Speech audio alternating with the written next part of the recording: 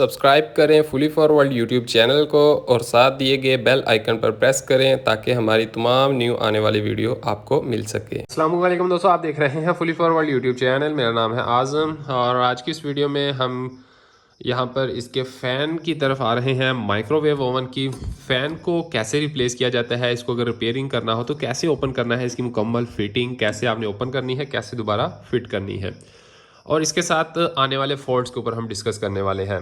मतलब कि फ़ैन अगर ख़राब हो तो क्या क्या फ़ॉल्ट आते हैं, और फ़ैन को चेंज करना पड़ जाए तो हम कैसे इसको चेंज करेंगे, टेस्ट करना पड़ जाए तो हम इसको कैसे टेस्ट करेंगे। तो यहाँ पर स्टार्ट करते हैं, टाइम वेस्ट नहीं करते। बस आपको अगर वीडियो पसंद आए तो वीडियो को लाइक जरूर कर लीजिएगा और चैनल पर न्यू है तो चैनल को सब्सक्राइब ज़रूर कर लीजिएगा। फ्रेंड्स, यहाँ पर इसके ऊपर ही एक छोटा पीसीबी बोर्ड लगा होता है जिसके ऊपर बहुत कॉमन चीज़ें हैं जो कि इंडक्टर और यहाँ पर फ्यूज़ है, ठीक है, और सप्लाई, मेन सप्लाई यहाँ पर आ रही है, फ्यूज़ इंडक्टर इन चीज़ों से होकर आगे की तरफ जा रही है, ठीक है। तो सबसे पहले तो इसको भी रिमूव करना होता है। अच्छा, यहाँ पर सबसे पहले हम इस चीज़ को डिस्कस कर लेते हैं कि फ़ैन से आने वाले फॉल्ट क्या क्या हैं।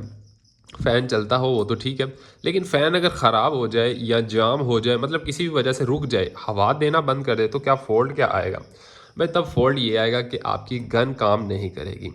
गन काम करेगी लेकिन फौरी ओवरहीट होकर ट्रिप कर जाएगी, या फिर जैसे कि आप देख सकते हैं यहाँ पर स्पार्क हुआ है, यहाँ पर भी इसके आगे एक नोज़ल लगी हुई होती है इसके अंदर वाली साइड पर, तो वो ख़राब हो जाती है। मतलब गन डैमेज होने के चांसेस हैं, ट्रांसफार्मर, ये चीज़ें यानी कि ओवरहीट होंगी, और यहाँ पर क्या होगा, और सर्किट जो है हमारा जो स्पार्किंग हो सकती है, और दूसरे नंबर पर अंदर जो है आप कुछ भी गर्म कर रहे हैं वो गर्म सही से नहीं करेगा, ये जब फ़ैन ख़राब होगा। तो फ़ैन ने इसकी हीट जो है, इस एरिया की जो हीट है, इस स्पेशली हीट गन की हीट जो है वो यहाँ से निकालनी होती है, ठीक है फ्रेंड।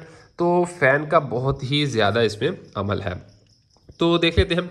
अभी सबसे पहले आपने इस पीसीबी को रिमूव करना है, इसके ऊपर लगे हुए को, ठीक है, और उसके साथ इस जैक को रिमूव करना है। जैक तो इसका यहाँ पर साइड पर लगा हुआ है, बहुत ईजी, हम इसको रिमूव कर लेते हैं, ठीक है।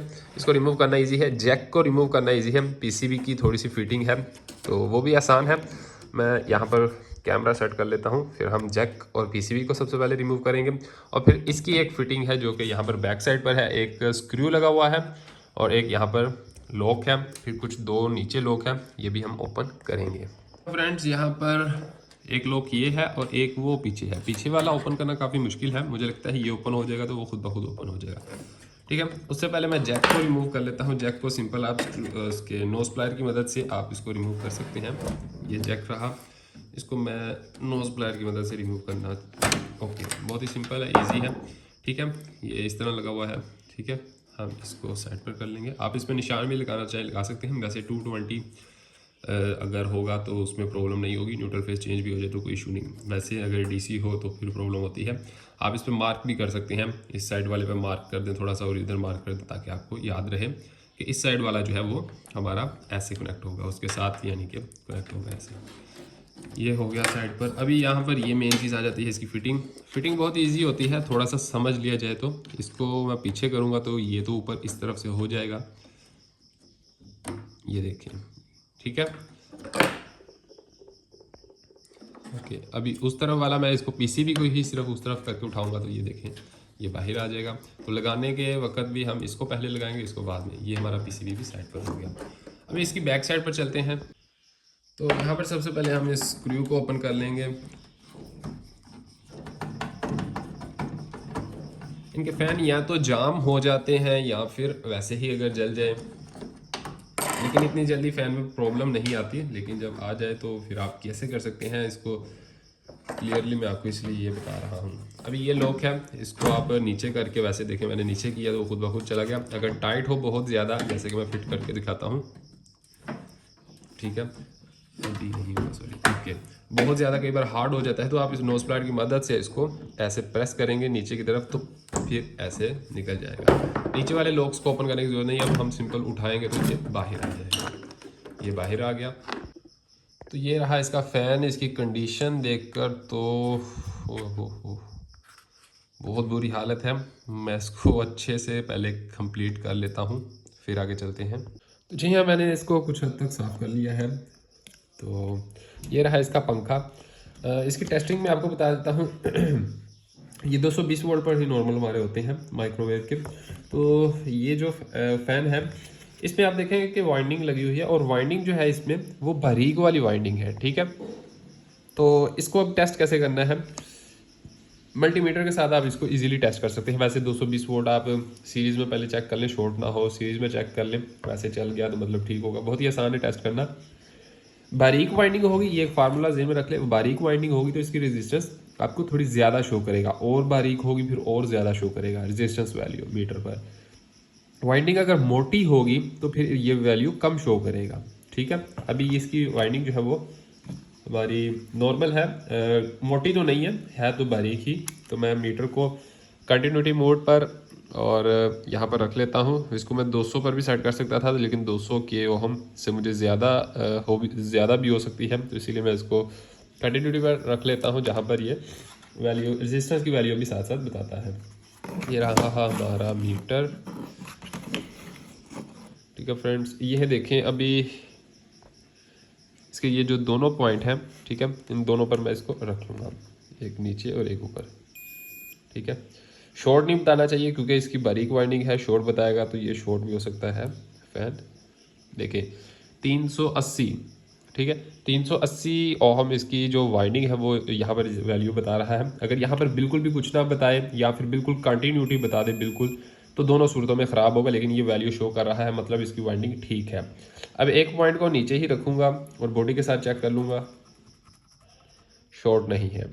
दूसरे को चेक कर लिया, ठीक है, शॉर्ट नहीं है, मतलब पंखा चलने के काबिल है। अभी हम इसको सप्लाई देकर भी चेक कर लेते हैं, ठीक है। ये इसका टेस्टिंग का तरीका हो गया। अब सप्लाई देकर भी देख लेते हैं। और उसके अलावा यहाँ पर आपको ये भी चीज़ क्लियर कर दूँ कि कई बार फ़ैन ठीक होता है, चल भी रहा होता है, आपने चेक किया चल भी रहा है, लेकिन माइक्रोवेव में आवाज़ काफ़ी दे रहा होता है। मीन्स के चल रहा है, हवा भी ठीक ले रहा है, या थोड़ा स्लो चल रहा होता है, या फिर साथ में आवाज़ आ रही हो अटकन की, या जैसे कोई चीज़ रगड़ रही हो। तो साइड पर देखें कोई चीज़ फंसी तो नहीं हुई। अगर कुछ भी नहीं, सब कुछ ठीक है, तो फिर क्या आपको करना होता है, फ़ैन को आप उतार लीजिए। उतारने के बाद अभी मैं आपको बताता हूँ कि फिर आपको क्या करना होता है। तो इसको सबसे पहले हम चेक कर लेते हैं, और सीरीज़ में ही आपने जब भी चेक करना है, सीरीज़ में ही चेक करना है, ठीक है ना। सीरीज़ में ही आप चेक किया करें, क्योंकि रिपेयरिंग का काम जब भी कर रहे हो तो सीरीज़ में सबसे पहले इस तरह की चीज़ें को चेक करना है, फिर ही। ये देखिए बेहतरीन हवा दे रहा है और पंखा बहुत ही बढ़िया से चल रहा है। अभी हवा टेस्ट करने के लिए ये देखिए, ये हमारा, ये देखिए, ओके। अभी यहाँ पर इसको मैं ऑफ कर लेता हूँ, ठीक है। ये तो बिल्कुल सही था, मतलब इसमें कोई साउंड आवाज़ कुछ नहीं आ रही थी। अगर आ भी जाए, पंखे का कोई लॉक नहीं होता, इसको आप इजीली ऊपर की तरफ खींचें, ठीक है। ये देखें ये आ गया बाहर, और ये भी अच्छी बात है कि उल्ट नहीं लग सकता, ये सेम फिटिंग है, इधर से लगेगा ही नहीं। अभी आपको बहुत ही आसान है, यहाँ पर आप देखेंगे एक और दो जस्ट स्क्रू लगे हुए हैं। इन दो स्क्रू को आप उतारेंगे। इन स्क्रू, ये आर पार स्क्रू है, मतलब बैक साइड से अगर आप देखेंगे तो यहाँ पर इसका नट बोल्ट टाइप लगा हुआ है, ठीक है। तो आप इसको ओपन कर लेंगे, दोनों को निकाल लेंगे बाहर साइड पर। ये नीचे वाली फिटिंग और ऊपर वाली फिटिंग दोनों साइड पर आ गई, ठीक है। और ये बीच में से जो रूटर है इसको निकाल लें। इसके ऊपर अक्सर जंग लग जाता है, जो मैंने देखा है। तो जंग को आप अच्छे से रेगमार की मदद से सही से इसको क्लीन करें, ऑयल लगाएं। इसके अंदर भी ये जो बुश टाइप है, इसके अंदर भी ऑयल लगाएं। बैरिंग नहीं होता इसमें, बुश टाइप होता है, तो इसको भी ऑयल लगाएं। और रोटर को बाहर निकाल कर जो हमारा ये एरिया है लोहे का, आयरन का, उसको भी अंदर से सही से क्लीन कर लें, ताकि कहीं से अटकन ना रहे और बिल्कुल इसमें ऑयल लग जाए, ऑयली हो जाए। और ऑयल लगाकर ये फिर आप चेक करें ऐसे, इसको मूव करके, बिल्कुल ठीक है, ठीक है, तो फिर आप इसको लगा सकते हैं। तो ये मतलब रिपेयर करना भी बहुत ही आसान है। जला हुआ हो तो चेंज बस कर देना है, और वैसे आपने सिर्फ इसको रिपेयर कर देना है। और फॉल्ट कौन कौन से आते हैं मैंने आपको वो भी बता दिए। तो चलिए अब इसको फिट करना सीखते हैं।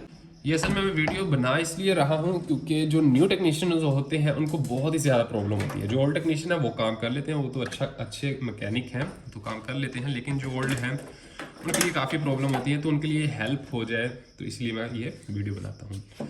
तो खैर आप मुझे कमेंट में बताएं आपको कुछ भी इसमें प्रॉब्लम आ रही हो, तो मैं इंशाल्लाह उस पर वीडियो जल्द ही बना दूंगा। अभी देखें सबसे पहले ये नीचे वाले दोनों लोग जो हैं वो जस्ट उसमें सिर्फ हमने एंटर ही करने हैं। तो चलिए मैं कर लेता हूँ।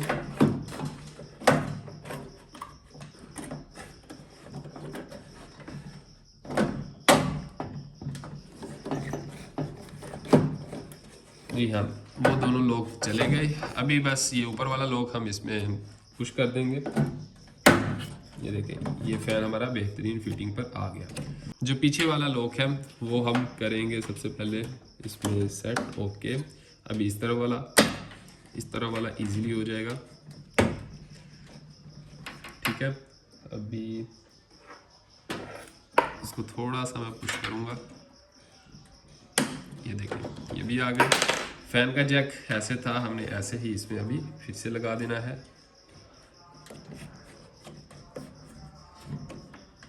क्लियर हो गया। ये हमारी टोटल फिटिंग हो गई इसकी। तो फैन से रिलेटेड कोई भी मेरे ख्याल से आपको कन्फ्यूज़न नहीं रही होगी। किसी और चीज़ में है तो आप मुझे कमेंट में ज़रूर बता सकते हैं। वीडियो अगर आपको पसंद है तो वीडियो को लाइक करें, चैनल पर न्यू है तो चैनल को सब्सक्राइब भी कर दें। मैं मिलता हूँ आपसे नेक्स्ट वीडियो में। Thank you so much. अल्लाह हाफिज़।